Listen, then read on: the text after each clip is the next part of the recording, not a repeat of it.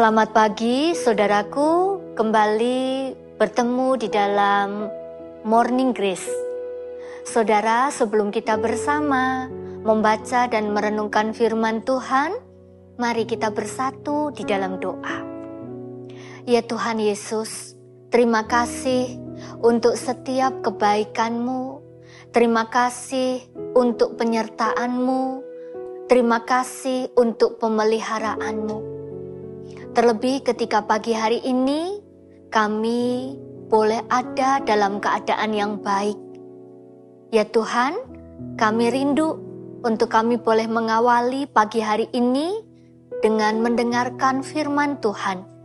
Kami rindu agar hati kami, pikiran kami, hidup kami boleh diisi dengan kebenaran firman Tuhan.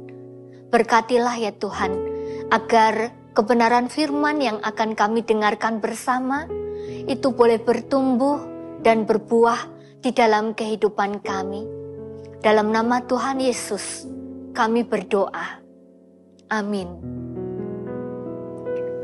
Sahabat Morning Grace yang dikasihi oleh Tuhan, firman Tuhan di dalam Galatia 6 ayat 1 sampai dengan ayat 5. Saudara-saudara, kalaupun seorang kedapatan melakukan suatu pelanggaran, maka kamu yang rohani harus memimpin orang itu ke jalan yang benar dalam roh lemah lembut, sambil menjaga dirimu sendiri, supaya kamu juga jangan kena pencobaan.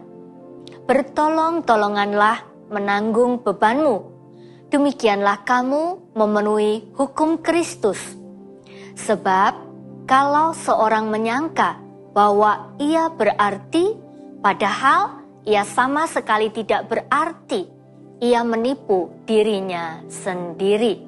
Baiklah, tiap-tiap orang menguji pekerjaannya sendiri, maka ia boleh bermegah melihat keadaannya sendiri dan bukan melihat keadaan orang lain. Sebab tiap-tiap orang akan memikul tanggungannya sendiri. Sahabat Morning Grace, sebagaimana kita tahu bahwa ada suatu negara yang mengalami 4 musim. Bisakah kita membayangkan nikmatnya minum segelas kopi hangat ketika cuaca sangat dingin? Namun sungguh sayang, ternyata tidak semua orang beruntung. Tidak semua orang dapat menikmati segelas kopi hangat tersebut. Karena apa? Karena tidak sedikit orang yang tidak memiliki rumah di negara tersebut atau homeless. Oleh karena itu, di negara tersebut ada sebuah tradisi yang namanya kopi dinding. Apa itu kopi dinding? Ternyata kopi dinding adalah istilah yang digunakan untuk menyebut kupon atau voucher untuk mendapatkan kopi secara gratis. Kopi gratis tersebut bukan berasal dari pemilik kedai itu. Kopi gratis itu ada oleh karena kebaikan-kebaikan oleh orang-orang yang bersedia berbagi. Seorang akan membeli kopi, tetapi ia tidak meminumnya. Lalu kemudian kopi tersebut akan ditukar dengan kupon yang kemudian dipasang di dinding pada kedai kopi tersebut. Kupon kopi di dinding tersebut biasanya akan dimanfaatkan oleh orang-orang yang kurang beruntung, seperti misalnya tunawisma atau gelandangan. Mereka akan masuk ke kedai itu dan mengatakan kupon di dinding. Maka mereka dapat menikmati segelas kopi hangat secara gratis. Karena apa? Karena ada orang yang sudah membayarkannya. Menarik sekali saudara, kisah di atas mengajak kita untuk kembali kita merefleksikan. Apakah di dalam kehidupan kita sudah memperhatikan orang lain di sekitar kita? Apakah kita sudah memiliki kepedulian terhadap orang-orang yang ada di sekitar kita, harus kita akui bahwa seringkali kita terjebak di dalam egosentris kita. Seringkali kita terjebak dengan memikirkan diri kita sendiri, lalu kemudian kita lupa untuk memikirkan orang lain di sekitar kita. Sangat ironis, saudara, karena sesungguhnya bukan itu yang Tuhan Yesus ajarkan untuk saudara dan juga untuk saya. Di dalam banyak pengajaran yang disampaikannya, di dalam banyak kesempatan pelayanan yang dilakukannya, Yesus justru menekankan pentingnya memikirkan orang lain. Yesus justru menekankan pentingnya kepedulian untuk orang lain yang tidak seberuntung kita.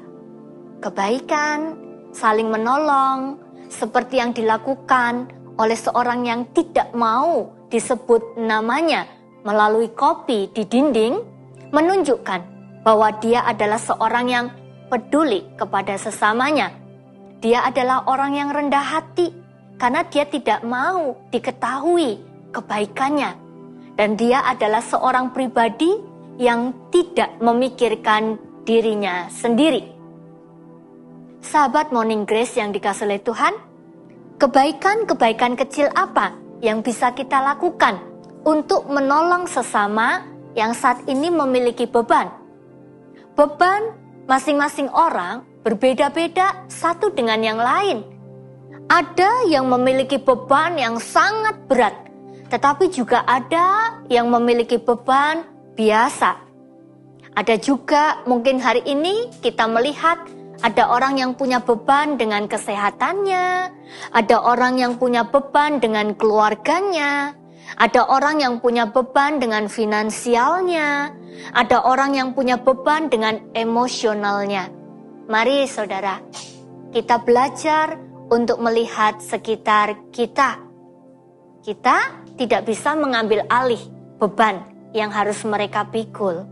Namun setidaknya kita dapat menolong mereka menjadi teman seperjalanan untuk menguatkan dan memberi semangat.